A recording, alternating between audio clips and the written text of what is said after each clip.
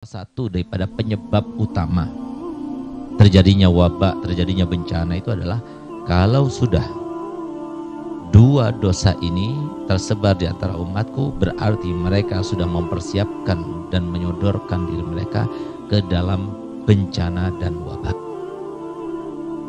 Apa itu? Dosa zina. Kita lihat sekarang perzinahan di mana-mana. Ya, orang mau berzina itu mudah sekali. Yang menyodorkan dirinya untuk berzina banyak sekali. Tempat-tempat perzinahan tersebar di mana-mana, ya. Dan ini adalah salah satu sebab banyaknya terjadi bencana di antara masyarakat kita. Yang kedua adalah riba. Nah, ini yang kita bahas sekarang ini.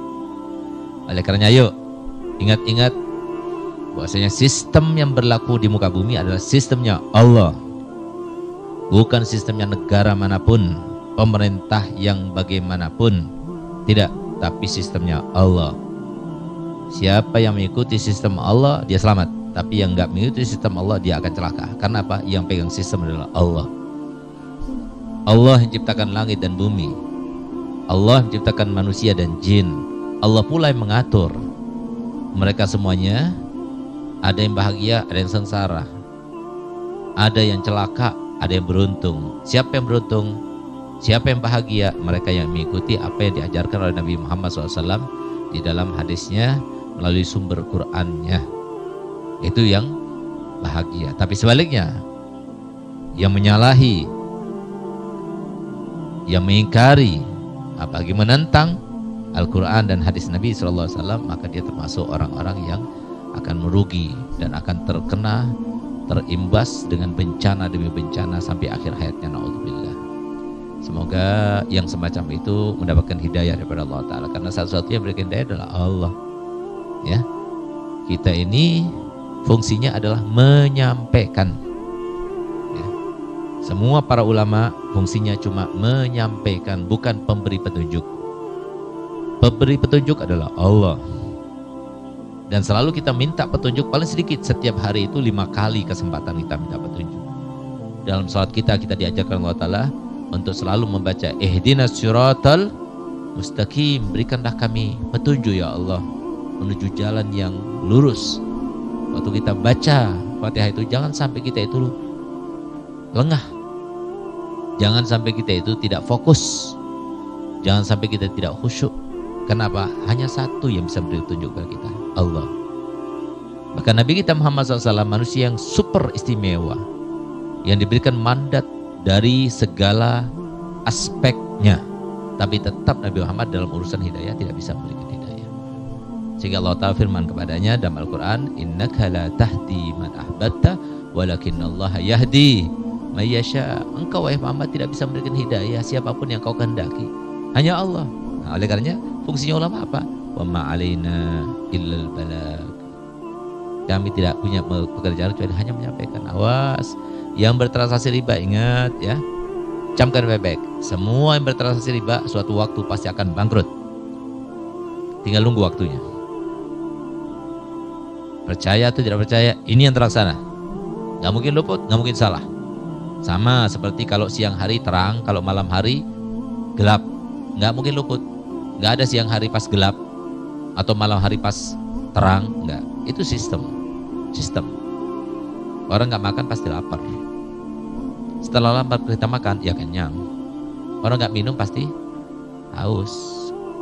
Habis makan banyak, habis minum juga pasti ke kamar mandi. Itu sistem yang berlaku. Gak mungkin luput, gak mungkin salah. Orang bayi, tetap bayi terus 10 tahun, bayi terus, gak mungkin. Setelah bayi terus dia akan berjalan, dengan seiring dengan berjalannya waktu dia akan tambah besar, kemudian menjadi remaja, kemudian menjadi seorang yang dewasa, kemudian dia menjadi seorang yang tua, dan itu seterusnya. Itu sistem yang berlaku, ya. Jangan dilawan. Allah Ta'ala telah firman dalam Al-Quran, innallaha ahallallahu al-bai'a wa harramar riba. Allah Ta'ala membolehkan jual beli, tapi ingat, Allah mengharamkan riba. Wa yamhaqullahu riba wa yurbis shadaqat. Allah Ta'ala akan menghapuskan sampai ke akar-akarnya. Riba itu kan yang diharamkan itu kan kelebihannya. Rosmalnya itu kan nggak ikut haram. harusnya, ya, kenyataannya sesungguhnya kan seperti itu. Tapi imbasnya riba itu bukan cuma di dalam kelebihannya, tapi sampai ke rosmalnya pun akan habis. Sehingga kita lihat bagaimana ketika terjadi krisis finansial di dunia pada tahun 2008. Mereka orang terkaya di dunia sebanyak 50 orang terkaya di dunia anjlok dan tinggal hanya 17 orang, 33 semuanya langsung bangkrut. Yang mereka itu punya ribuan pekerja, bahkan puluhan ribu, sampai mereka heran. Mereka punya orang-orang yang pakar di dalam bidang ekonomi, tapi mereka itu sampai heran, bagaimana ini bisa terjadi? Sampai modalnya pun nggak ada. Hilang itu bagaimana? Mereka nggak bisa mencernanya. Nah ini, wa yamhaqullahu riba. Mahak itu akan menghabiskan sampai ke akar-akarnya. Sehingga apa? Yang bertransaksi riba siap-siap. Ya, kalau nggak sebentar lagi antum bangkrut, ya tunggu aja waktunya.